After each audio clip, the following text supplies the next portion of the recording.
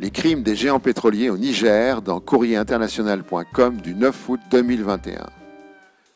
Chevron, Shell et Eni, ces énormes entreprises pétrolières, ont pillé le delta du Niger et engrangé des milliards de dollars de profit. Aujourd'hui, ayant tout pompé, elles cessent leur exploitation et laissent derrière elles une région dévastée. Le fragile écosystème du delta, qui était riche en faune et en flore, est devenu une des régions les plus polluées de la planète. Les mangroves sont détruites, les poissons se font rares et les industriels s'en foutent. Les femmes qui vivent de la pêche tentent d'alerter les autorités et demandent des comptes aux compagnies. Elles obtiennent l'indifférence en guise de réponse. Greenville avant et après l'incendie monstre nommé Dixie qui a ravagé la Californie dans scienceetavenir.fr du 10 août 2021.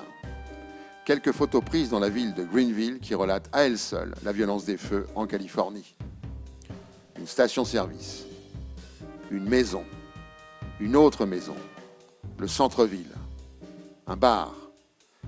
Ces photos ont été prises par John Edelson de l'AFP entre mi-juillet et mi-août 2021. Au 8 août, le feu avait détruit 200 000 hectares de végétation.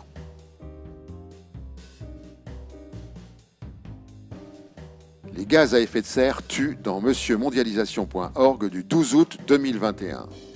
Une étude menée par Daniel Bressler, chercheur au Earth Institute à l'Université de Columbia et publiée dans Nature Communications, révèle que 3,5 Américains de la classe moyenne engendrent assez d'émissions pour tuer une personne. Il faudrait 25 Brésiliens ou 146 Nigérians pour obtenir le même résultat.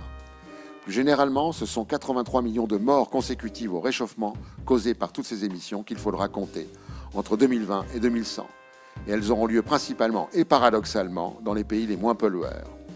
Et David Bressler d'indiquer, d'ici la fin du siècle, le changement climatique entraînera la mort de 4,6 millions de personnes par an, soit plus que la pollution, 3,4 millions, et pratiquement autant que l'obésité, 4,7 millions. Pénurie prochaine de nickel et de cobalt dans énergieetenvironnement.com du 19 août 2021. Une étude du Bureau d'études géologiques de la Finlande, publiée le 31 juillet dernier, montre que la production de cobalt et de nickel va continuer à augmenter, mais pas à un rythme suffisant pour couvrir tous les besoins de l'industrie des batteries. L'ouverture de nouvelles mines est un processus dont la durée est d'environ 17 ans, bien trop lent pour satisfaire une demande à croissance rapide. En outre, les découvertes sont en déclin. Il y a eu 50 découvertes de gisements de 500 000 tonnes et plus de nickel depuis 1990. Mais seulement 3 de ces 50 gisements ont été découverts depuis 2010 et un seul de ces 3 est actuellement en exploitation. Quant à la demande, on estime que 95% viendra du secteur de la construction automobile. À partir de 2025, les ventes annuelles de voitures électriques pourraient atteindre de 20 à 30 millions d'unités dans le monde. En 2030, ce chiffre pourrait atteindre de 25 à 40 millions d'unités. La production de batteries nécessitera à terme de 1 à 3 millions de tonnes de nickel par année, de même que 300 000 à 600 000 tonnes de cobalt. La production actuelle de nickel est de l'ordre de 2,5 millions de tonnes par année et celle de cobalt d'environ 140 000 tonnes. En conséquence, la production de véhicules électriques risque dès 2025 de ralentir en raison de l'insuffisance de l'approvisionnement en métaux essentiels. Il convient de se rappeler que le pays producteur principal de cobalt est la République démocratique du Congo et qu'il emploie au moins 40 000 enfants. Les assureurs n'assureront plus dans novetic.fr du 28 juillet 2021.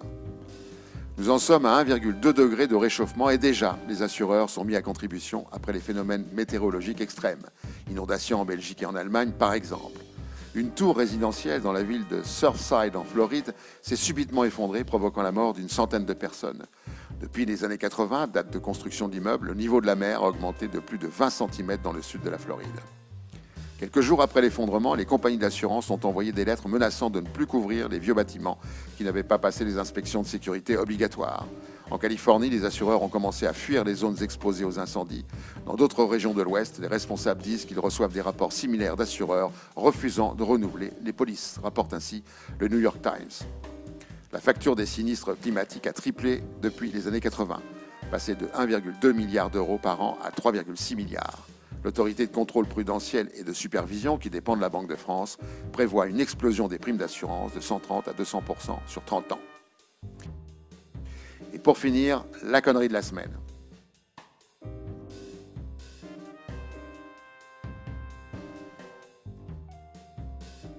À la prochaine fois.